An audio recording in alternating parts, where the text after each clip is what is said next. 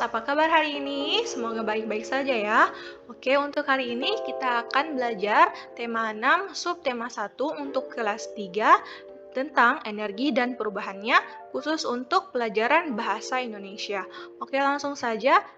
Muatan bahasa Indonesia KD 3.2 dan 4.2 dengan judul menemukan informasi dari teks tentang matahari dan pemanfaatannya. Informasi dapat kita temukan pada setiap paragraf yang menyusun sebuah teks. Caranya yaitu dengan cara membaca secara seksama dan cermat, oke? Nah, dalam sebuah teks, seperti yang kita ketahui, dalam sebuah teks pasti terdapat informasi. Untuk mendapatkan informasi dalam sebuah teks, kita dapat membaca teksnya itu dengan cermat ya. Nah, selanjutnya kita dapat menandai bagian atau kata-kata penting di setiap paragraf. Setelah menemukan informasi pada setiap paragraf, kita dapat merangkainya menjadi satu paragraf yang baru. Nah, jadi informasi dalam teks setelah kita membacanya dengan cermat, kita menandai bagian kata-kata yang penting dalam paragraf, lalu kita membuat kata-kata atau bagian yang penting tersebut menjadi satu paragraf yang baru. Next. Masih dengan KD yang sama, menemukan kata-kata baru dalam teks tentang sumber energi. Arti dari kata-kata tersebut dapat kita cari dengan menggunakan Kamus Besar Bahasa Indonesia atau KBBI, ataupun kita dapat bertanya kepada guru atau orang tua, setelah kita mengetahui artinya, kita dapat membuat kalimat menggunakan kata-kata tersebut. Nah, contohnya nih tentang contohnya kata panas. Jika Jenius tidak mengetahui arti dari kata panas, Jenius bisa mencari arti kata panas dalam Kamus Besar Bahasa Indonesia atau KBBI, ataupun Jenius bisa bertanya kepada guru maupun orang tua ya. Contoh lainnya seperti kata tumbuh misalkan arti kata tumbuh. Nah, jika Jenius tidak tahu nih, Jenius bisa cari di Kamus Besar Bahasa Indonesia, ataupun jika Jenius tidak mempunyai Kamus Besar Bahasa Indonesia, Jenius bisa bertanya kepada guru ataupun orang tua ya. Jadi setelah kita menemukan mengetahui arti dari kata-kata tersebut, kita dapat menggunakan kata-kata tersebut dalam kehidupan kita, terlebih dalam berbicara ataupun menulis dalam bahasa Indonesia. Oke, selanjutnya menceritakan kembali informasi yang didapat berdasarkan teks lisan tentang sumber energi. Nah, informasi-informasi yang kita temukan dapat kita sampaikan kembali, baik secara lisan maupun tulisan kan, Jenius. Namun, kita harus memperhatikan informasi-informasi tersebut dengan cermat untuk menghindari kesalahan saat menceritakan kembali kepada orang lain. Nah, berikut adalah langkah-langkah dalam menceritakan kembali informasi pada teks lisan. Yang pertama, mendengarkan secara teliti keseluruhan isi teks. Yang kedua, mencatat siapa saja tokoh, peristiwa yang terjadi, atau jalan cerita pada setiap paragraf. Nah, setelah kita mendengar secara teliti keseluruhan isi teks tentang sumber energi teks lisan, kita harus mencatat apa saja peristiwa yang terjadi, ataupun tokoh-tokohnya siapa saja, ataupun jalan cerita pada setiap paragraf supaya kita dapat memberikan informasi dengan baik. Nah, tidak hanya itu, yang ketiga, kita harus mencatat kata-kata penting lainnya yang berkaitan dengan tema. Dan yang keempat, kita harus mencari makna dari kata-kata yang baru yang kamu ketahui Jadi tadi tentang mendengarkan teks lisannya tentang sumber energi dengan seksama. Yang pertama, kita harus mendengarkan dengan seksama Yang kedua, kita harus mencatat siapa tokoh peristiwa ataupun peristiwa yang terjadi atau jalan cerita pada setiap paragraf. Yang ketiga, kita mencatat kata-kata penting yang berkaitan dengan tema.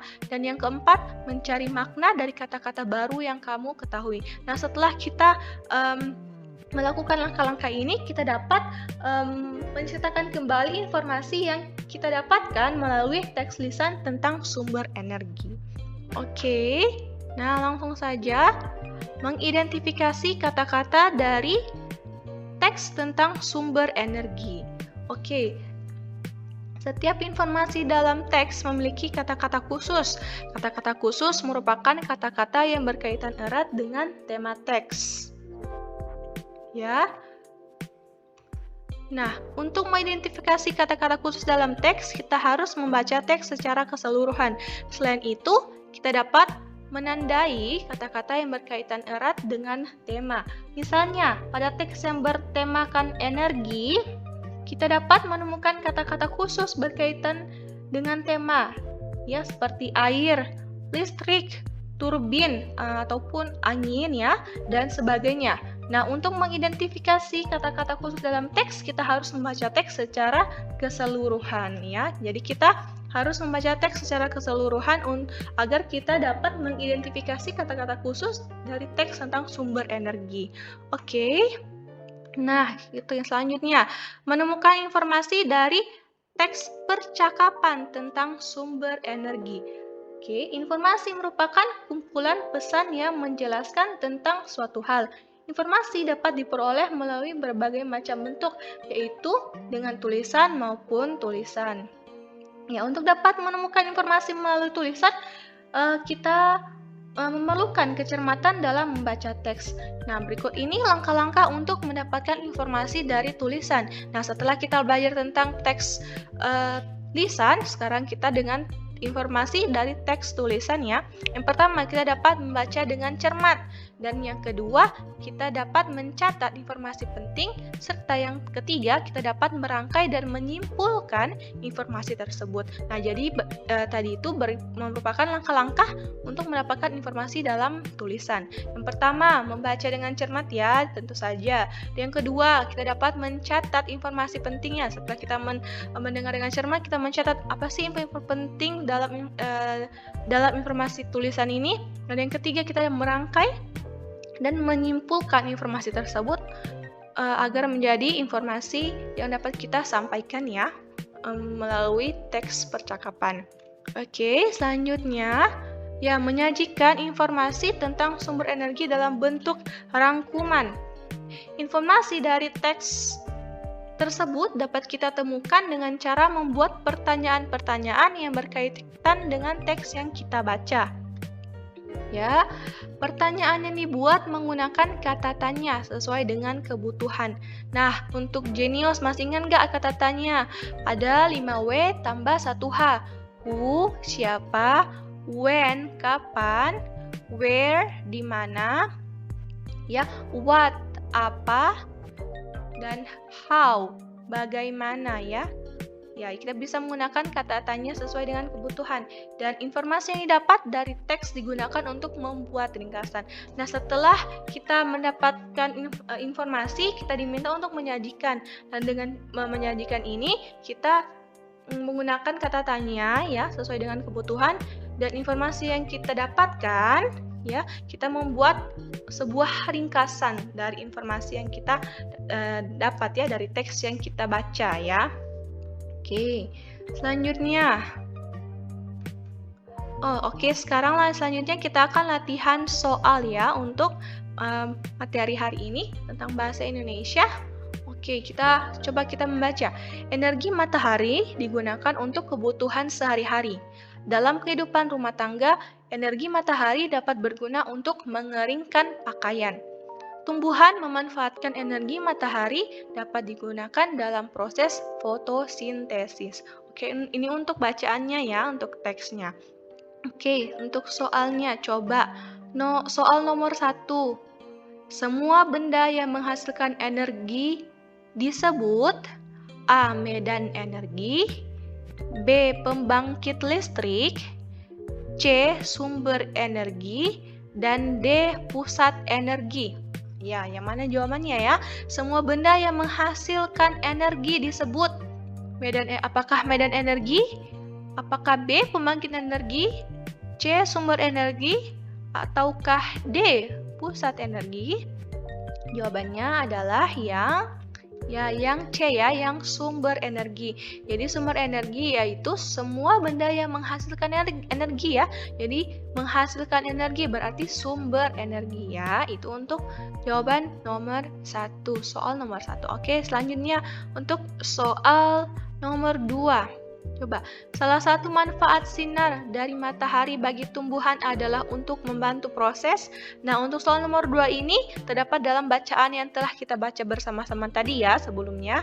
Nah, di sini pertanyaannya untuk pemanfaatan sinar matahari bagi tumbuhan adalah untuk membantu proses. Masih ingatkah? Coba kita lihat pilihannya. A. Fotosintesis. B. Metamorfosis.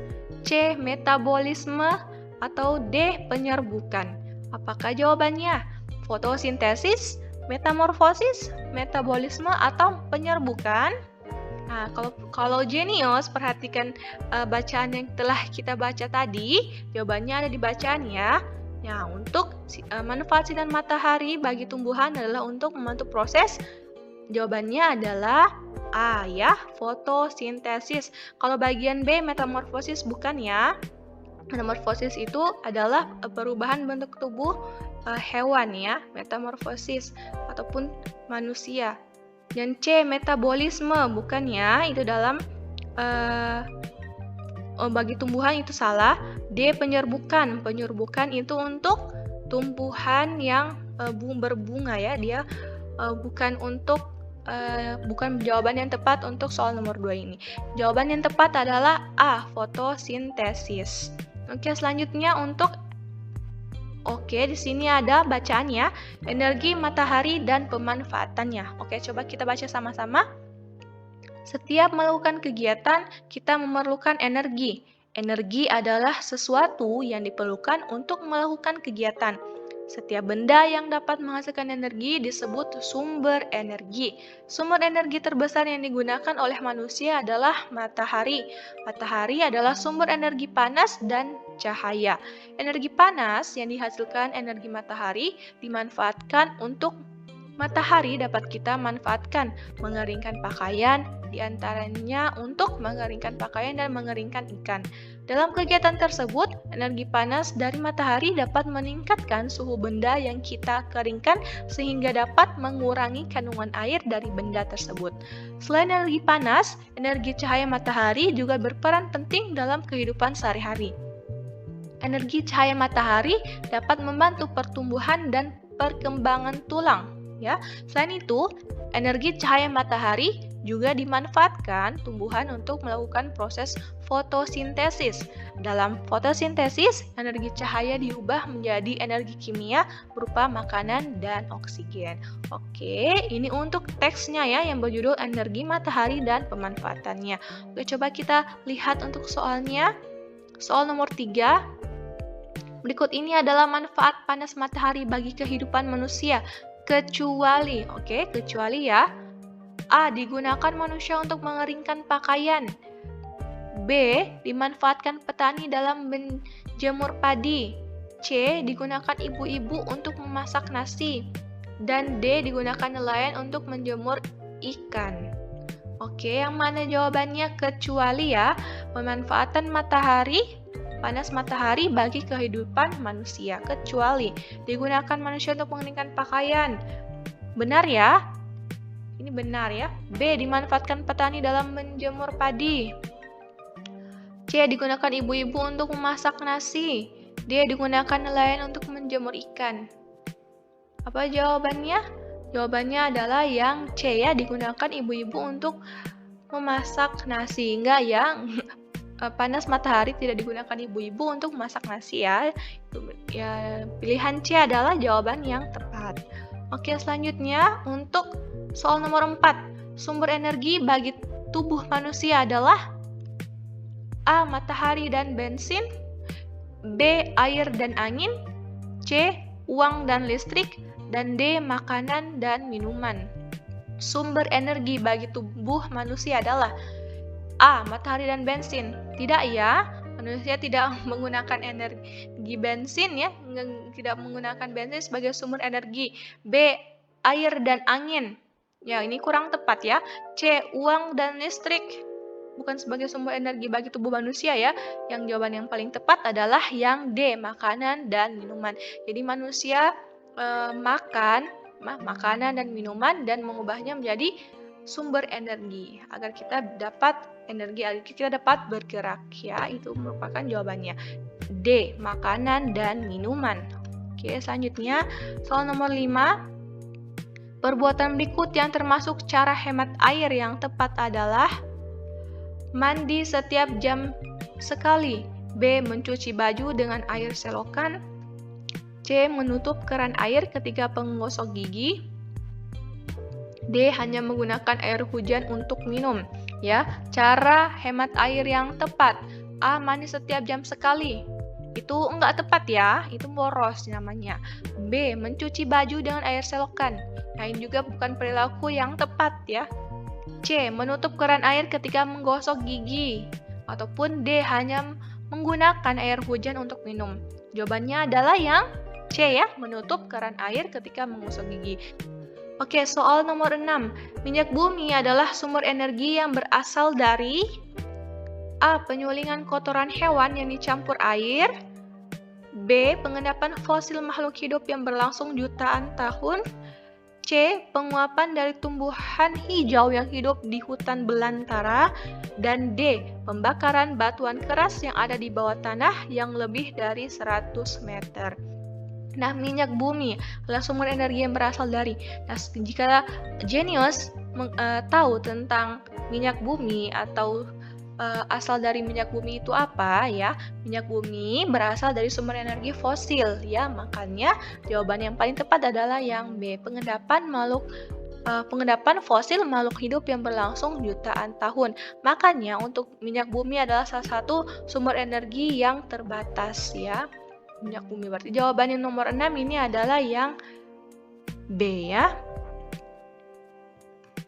Oke, untuk soal nomor 7, hasil pengolahan minyak bumi yang dimanfaatkan oleh para ibu rumah tangga untuk keperluan memasak ya. Memasak adalah A. Solar, B. Bensin, C. Gas LPG, dan D. Aspal ya. Untuk pemanfaatan minyak bumi oleh para ibu rumah tangga untuk keperluan memasak.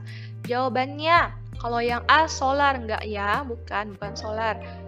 B. Bensin. Nah, mungkin ya. C. Gas LPG. D. Aspal. Yang benar adalah yang C ya, gas LPG. Oke. Selanjutnya, soal nomor 8. Sumber energi panas terbesar bagi bumi adalah, ya kalau Jenius perhatikan, jawaban untuk soal nomor 8 ini terdapat dalam bacaan yang telah kita baca sebelumnya. Jawabannya, masih ingat? Adalah matahari. Ya, jawabannya adalah matahari ya. Sumber energi panas terbesar ya, bumi. Matahari itu merupakan sumber panas terbesar bagi bumi. Oke, good. Selanjutnya, soal nomor 9. Kita harus menggunakan air bersih dengan bijak dan hemat. Hal itu bisa mencegah terjadinya titik-titik air bersih. Apa jawabannya? Kita harus menggunakan air bersih dengan bijak dan hemat agar mencegah terjadinya. Jawabannya adalah kelangkaan air bersih. Jika air bersih kurang, ya, karena sikap kita yang tidak bijak dalam menggunakan air, maka air bersih bisa saja langka, ya. Makanya kita harus bijak dan hemat dalam menggunakan air bersih. Oke, selanjutnya untuk soal nomor 10. Kincir air dan kincir angin dapat bergerak dengan memanfaatkan energi titik-titik dari aliran air dan hembusan angin. Maka jawaban yang paling tepat ini energi gerak ya. Jawabannya adalah energi gerak. Ya, jawabannya adalah energi gerak dari aliran air dan hembusan angin. Nah, jadi energi gerak yang menggerakkan kincir air dan kincir angin dapat mengalirkan listrik ya, dapat mengalirkan listrik ke rumah-rumah warga. Makanya jawaban yang paling tepat adalah energi gerak dari aliran air dan hembusan angin. Oke. Nah, sekarang untuk tugas rumah. Oke, ada tugas rumah. Tugas nomor 1. Produk olahan minyak bumi berikut yang berfungsi sebagai bahan bakar kendaraan adalah A. Bensin, B. Aspal, C. Pelumas, dan D. Gas LPG. Oke, selanjutnya. Untuk tugas nomor 2. Matahari dapat menghasilkan sumber energi. A. Panas, B. Listrik, C. Kimia, atau D. Gas. Oke, selanjutnya nomor 3, tugas nomor 3. Perubahan energi listrik menjadi energi suara terjadi pada A. Setrika, B. Senter, C. Radio, atau D. Kulkas. Selanjutnya tugas nomor 4. Sumber energi yang dibutuhkan peralatan pada gambar berupa energi. Ya, bisa dilihat gambarnya ya. Ini adalah gambar senter. Coba. A. Gerak, B. Kimia, C. Matahari, dan D. Angin. Oke, selanjutnya untuk tugas nomor 5. Pada saat menyalakan lampu, terjadi perubahan energi listrik menjadi energi A. Gerak, B. Cahaya, C. Kimia, atau D. Bunyi. Terima kasih sudah menonton video pembelajaran kali ini. Jangan lupa like, komen, dan subscribe, serta klik tombol lonceng untuk mendapatkan notifikasi pembelajaran berikutnya. Dan juga follow akun sosial media kita di Instagram @rumahbelajarjenio, @kakakjenio, serta di akun TikTok @kakakjenio untuk mendapatkan tips and trik cara mudah mengerjakan soal. Sampai ketemu di video selanjutnya. Bye-bye.